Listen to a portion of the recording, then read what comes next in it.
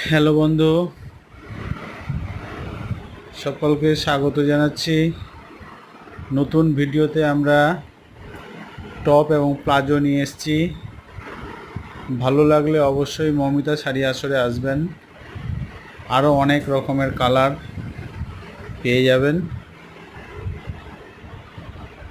লাল, নীল, সবুজ। এই যে দেখতেই পাচ্ছেন কালারগুলো। পশ্চিম সানিপাক 4 নম্বর গলিতে আমাদের এই মৌমিতা শাড়ি আসর রয়েছে।